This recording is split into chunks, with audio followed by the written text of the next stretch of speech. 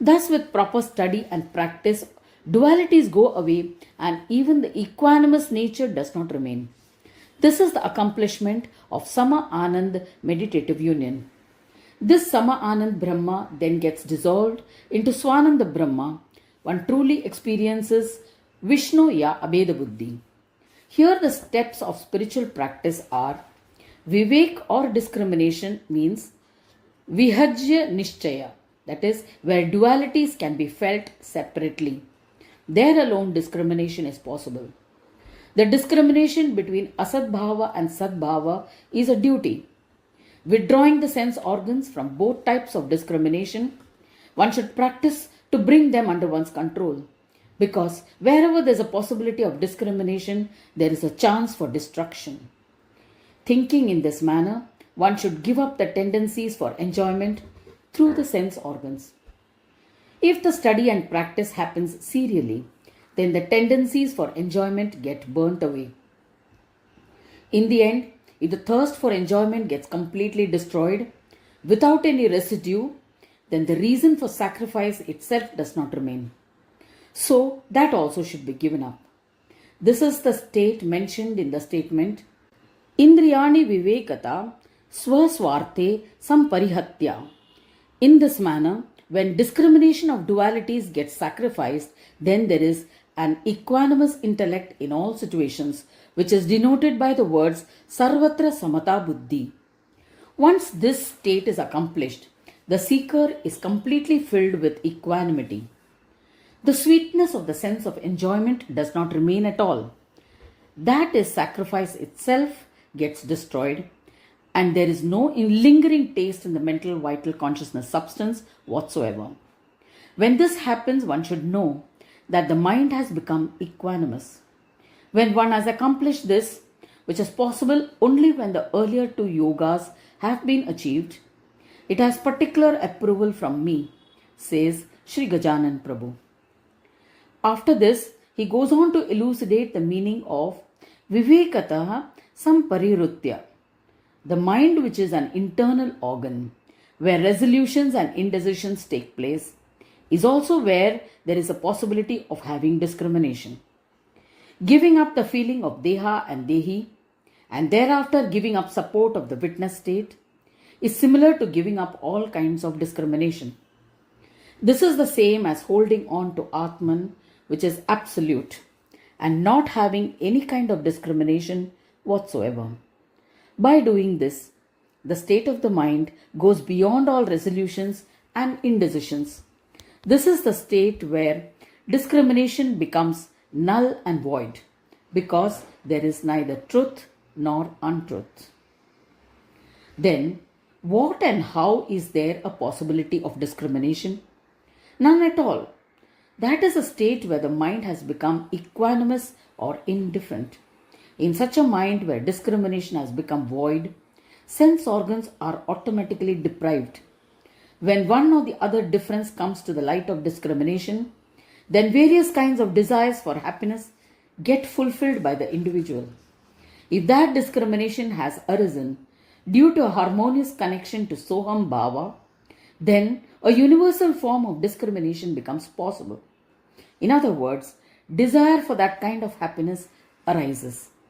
Similarly, discrimination of self-assent and reverse assent as per the earlier dispositions also melts away. In the end, one attains equanimity. Sacrifice of various non-divisive discriminations happens when the desire for enjoyment of those different types of joys becomes insipid. Sacrifice of all of them becomes definitely possible in a state of equanimity. When the desire for enjoyment melts away, then the desire for sacrifice automatically gets destroyed.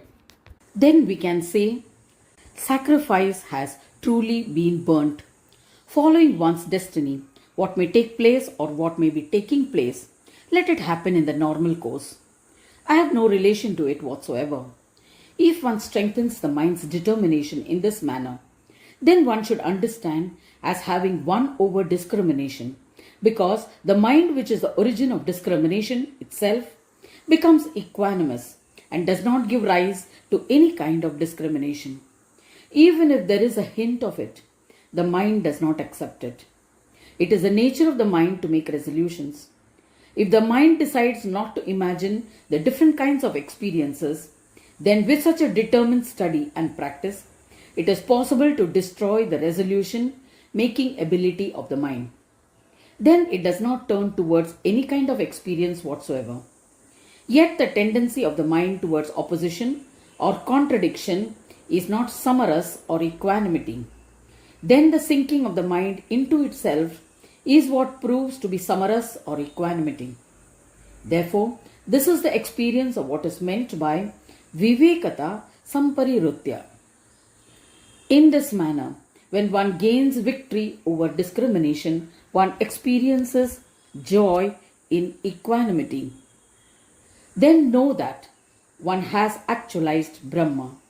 So, what has been stated here is the method of practice for the actualization of Vaishnavi Brahma. In the Vishnu Gita, that is the Bhagavad Gita, in the second chapter there is a verse, Na sato vidyate statva varshibhi.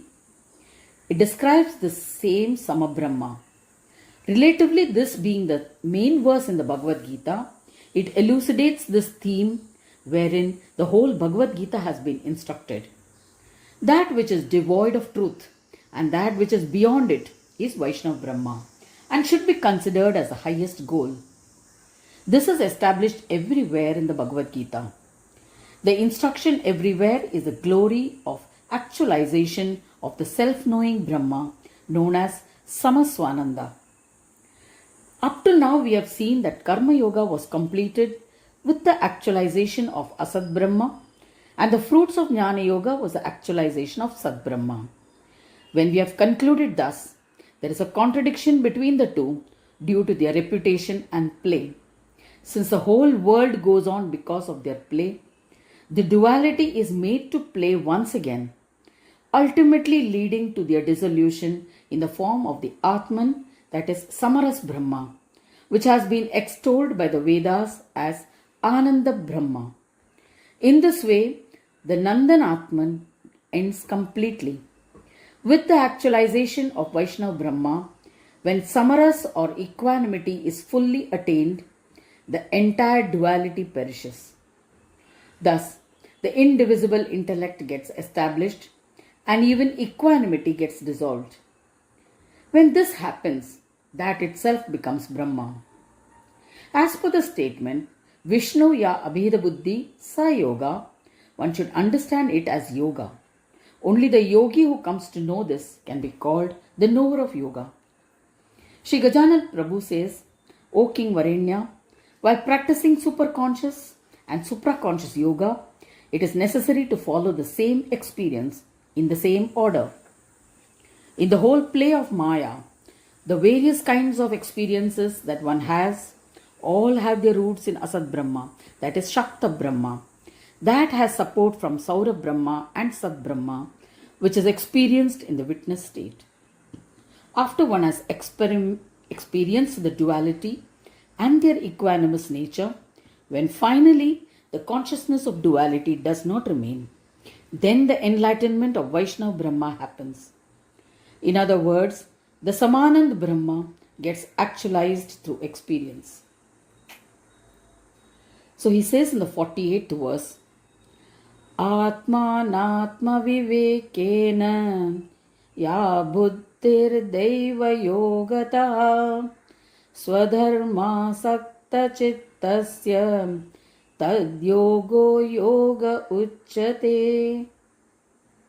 Shri Gajanan Prabhu tells King Varenya, when one attains single-pointedness of mind through the psychic powers obtained by practicing superconscious meditative union, and thereafter, when the supraconscious meditative union confers the siddhi of restraint, the dissolution of causal matter happens.